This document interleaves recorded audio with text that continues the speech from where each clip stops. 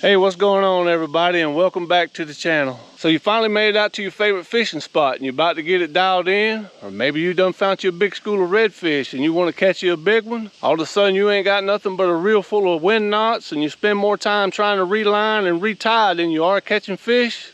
Trust me, you don't want to be this guy.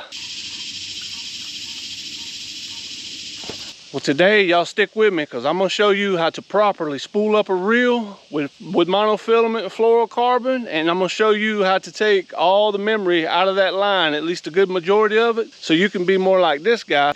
Yep, he's on it. Whoa, here we go. Here we go. And you're going to spend more time catching fish than you are retying, so y'all stay with me. We're about to get to it. All right, guys, let's get to it. First thing you want to notice whenever you're spinning your spinning reel is the rotation. See how that goes clockwise? Just like so. Now when you get your spool of line, you're gonna have sticker side up or no sticker. Whichever way it is, the line is gonna come off either clockwise or counterclockwise, depending on which way you flip it. Now one thing I like to do when I'm using a new spool of monofilament or fluorocarbon is I like to take and I like to drop it in a bucket of lukewarm water.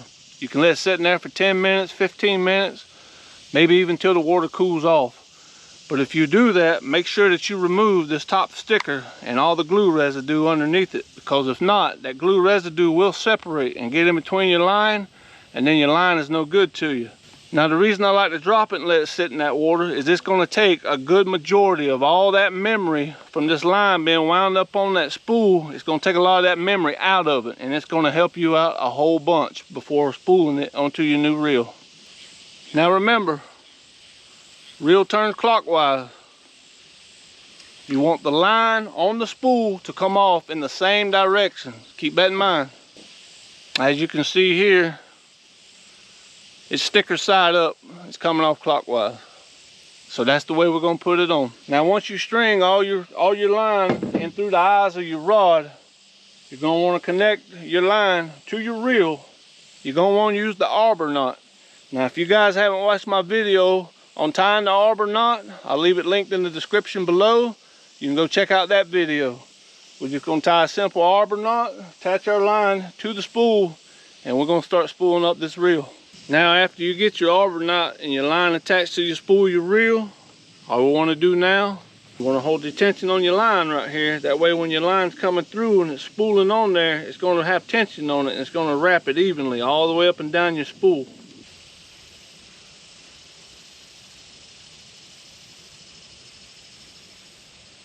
Now as you saw, that line was coming off of that spool of that reel in the same direction that is winding on the reel. Both of them's going clockwise. That's very important. Don't forget to hold a little tension and just spool it on your reel, y'all.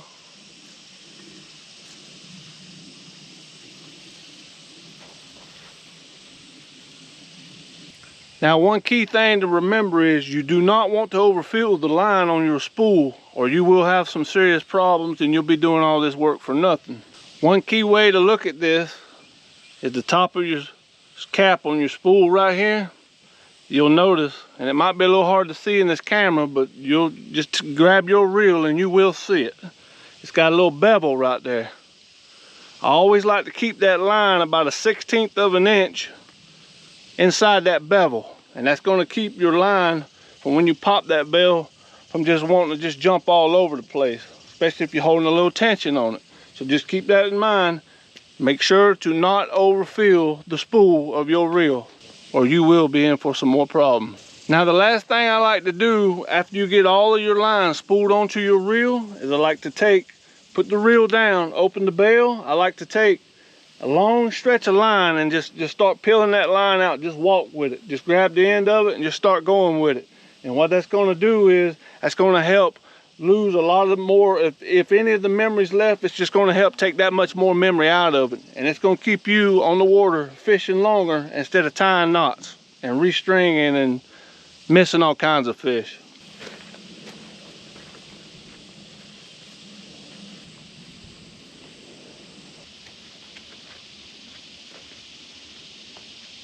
All right, so after you pretty well spooled off quite a bit of line, you walked a good distance, you're probably tired, you might need a water break. We're gonna grab the end of the line, just like so, and we're just gonna drop it.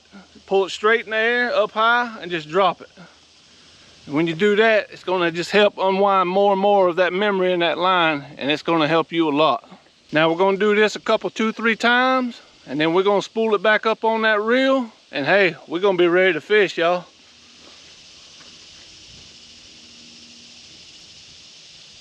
All right, now that you done strung all your line out, you got it relaxed, you got to put it all back on your spool. You want to be sure to hold tension up here by this front eye. As you're reeling it back in, it's going to keep it tight, and it's going to put it back on your spool evenly instead of just one big mess. So remember that. And just like that, we back in business.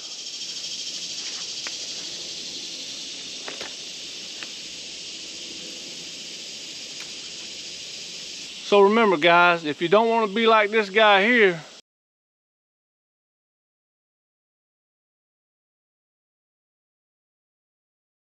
make sure you take the time, use the techniques I showed you, and properly spool your reel. You'll be fishing a lot longer, a lot less knots. That's all I got for you today. I hope you enjoyed this video. If you did, please share it. But until then, y'all take care. We'll see you on the next one.